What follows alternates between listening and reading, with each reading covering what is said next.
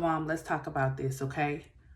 Do you have kids that are between 6 and 12 years old and they don't know how to help you around the house? They don't know how to help cook, how to do their chores like sweeping, mopping, folding clothes, right? I want you to start training your kids. Why is that? Because a lot of times, Mom, we're putting too much pressure on ourselves. We're overworking ourselves. We're working a full day at work. Even if you work part-time, being a mom or being a parent, period, if you're doing the work that it takes, right, paying the bills, whatever your role is, and especially if you're a single parent or a parent where the other parent is usually gone during the day at work from morning till evening, you're basically operating as a single parent. You may have an extra income coming into the house, but if you're pretty much paying the bills, running the errands, taking care of the kids, picking them up, dropping them off, doing all these things, you still have a lot going on, right? And so what I want to talk to you about is training your kids. Why? Because you don't want to be overwhelmed and burdened down continually, because that is going to bring down your level of energy, right? Isn't that what we want more of? We want more energy. But then we do things that work against getting that energy. We do things that work against us instead of doing things that will help us, right? And so, Mom, I want to help you begin to look at your household, see the needs within your household, and then be able to say, you know what? I have a 15-year-old son or a 12-year-old daughter or 11-year-old child that can assist me and begin helping me, even if they're 9, 8, 7, right? Train them while they're young so that when they get to be 12, 13, 14, 15, 16 and up, they already have that within them to be able to help around the house. But a lot of times we have this attitude that basically says, well, it's a very unhealthy attitude, which is basically, if I don't do it, it won't get done right. And sometimes you're right, Mom. At first, when we are doing things, we're putting our heart into it, right? We're putting the attention to detail into it. But if we incorporate that attention to detail and give our children information and really teach them with hands-on training, just like you would get taught on a job, then that child will learn the way that you do things and the way that you want things done. It's not automatic, but it's going to take you to train them, right? And even after that training, I take it back to, I like to take things back to present day examples so you can understand.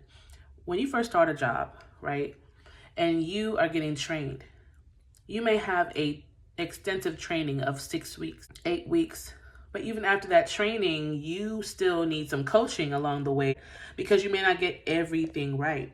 Same thing with your kids. They may not get everything right after you've taught them how to maybe cook spaghetti or taught them how to not burn the rice.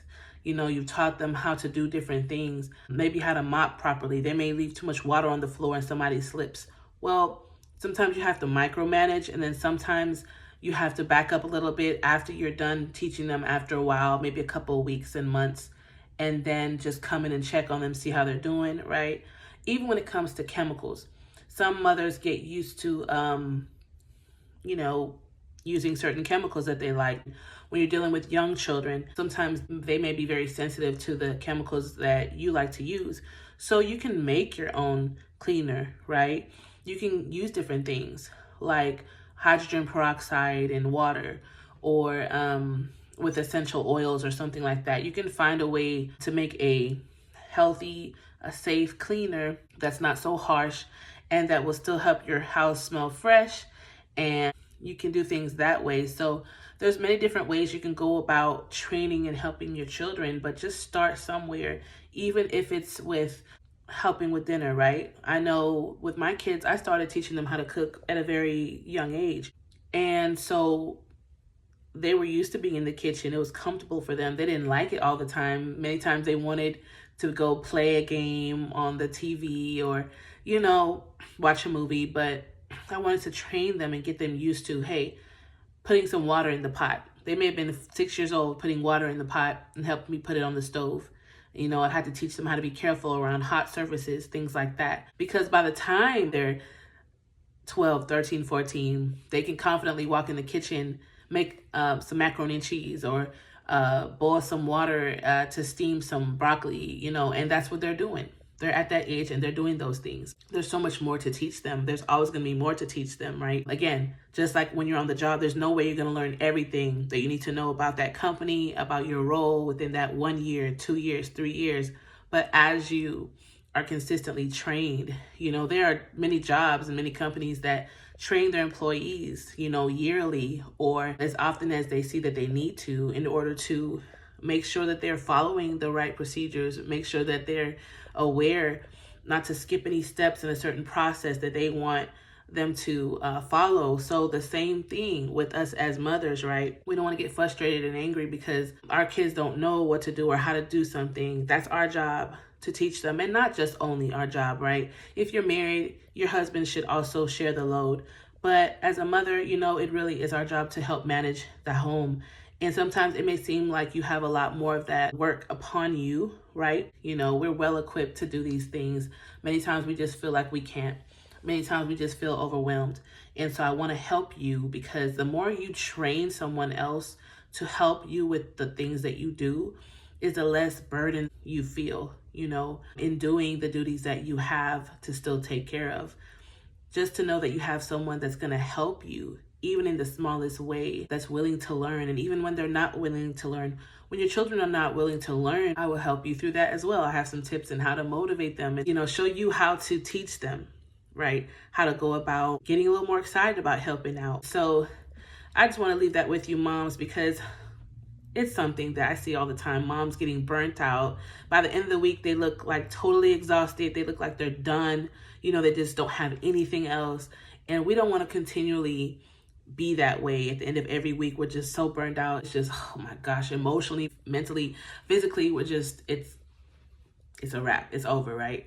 No, we want to have some kind of availability. We still want to learn how to be present by the end of the week. I want to make sure that you have that same mindset and you're able to still handle those things that are coming your way. Because guess what? Just because we're tired, just because we're burned out, it doesn't mean that the work stops. The work still has to get done, but it's time to start training those kids so they can start helping you with the work. All right, moms, it's going to be some work, right? But you and your family are worth it, and I'm ready to work with you.